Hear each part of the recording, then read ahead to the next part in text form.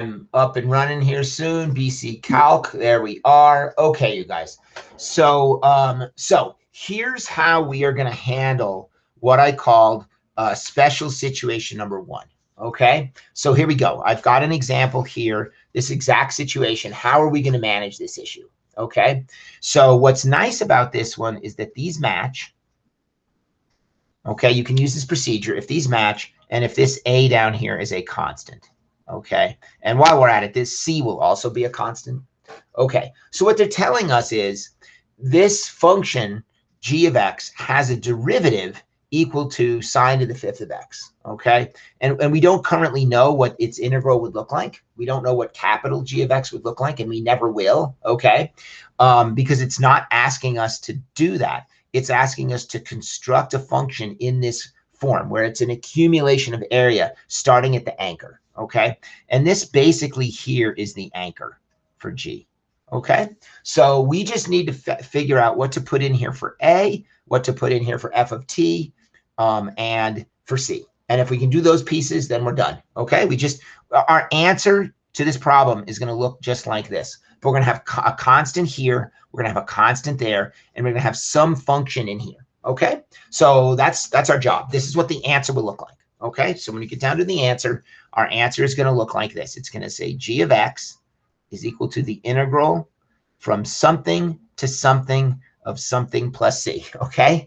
I feel silly writing it down, almost nothing there. There'll be something here, there'll be an x there, there'll be some function in here. It'll say dt, and then it'll say plus some constant, okay? So back in the old days, you used to do y equals mx plus b, right? Back in the old days, you do y equals mx plus b, and you do all this exhausting work, and then at the end, you write down the equation of your line, right? You'd have to have a number there and a number there. So for us, what we need to do is have something here, and something there. All we need to do is fill in those three boxes, and we've got it, okay?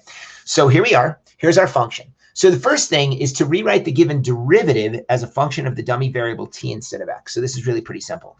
So instead of writing g prime of x is equal to sine to the 5th of x, and by the way, this means is equivalent to, that means sine of x raised to the 5th power, okay? Mathematicians are kind of lazy in the way they write that, okay? So we put that there.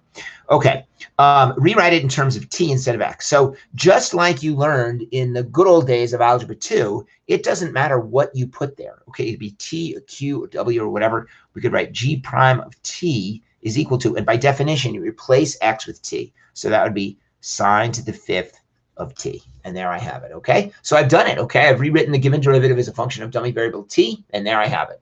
Okay, moving on. Okay, step 2. Write the function in the given form, making your function from step 1 the integrand, okay? The integrand is this thing here, f of t dt, okay? That little piece there is called the integrand. Not this, that, okay? That's the height of each rectangle, okay? The integrand is the height of a rectangle, okay?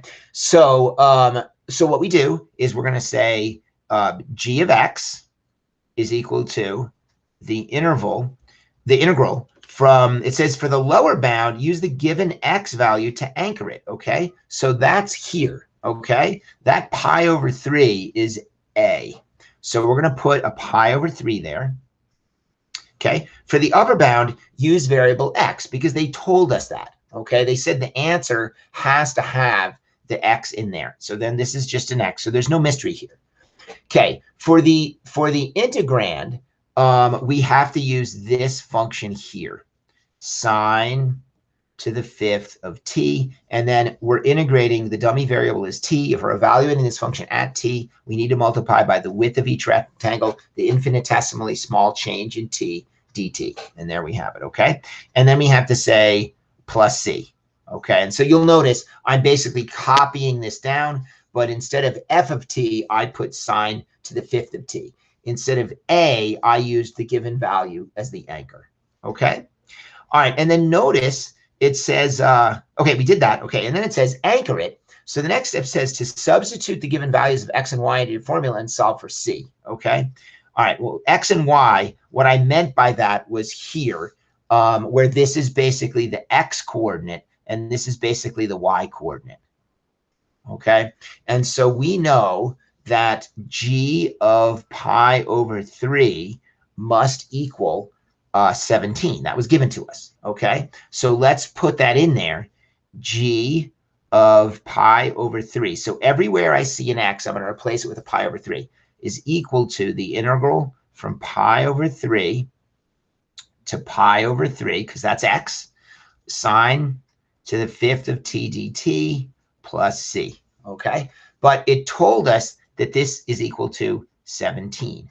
So 17 must be the integral from pi over 3 to pi over 3 of sine to the 5th of t dt plus c, okay? Well, let's think about that. I'm integrating this from pi over 3 to pi over 3. I'm not moving along the t axis at all, okay? T is not changing.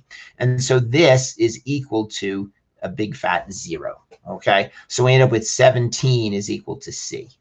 All right. And so at this point, I have everything that I need to write down my answer. Okay. So g of x is equal to, and I'm just going to copy this down. A is pi over 3. Okay. F of t, we're going to be using as sine to the 5th of t. Okay. dt. And then plus c, we just evaluated with 17. Okay. And so those of you that are looking a step ahead, this value here is basically c. Okay. So a and c are right there.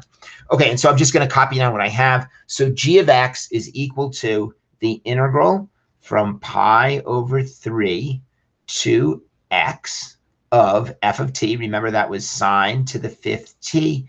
That's the height multiplied by the width, and then plus my constant 17, like so. And so that is what my answer is going to look like. The answer is right there, okay?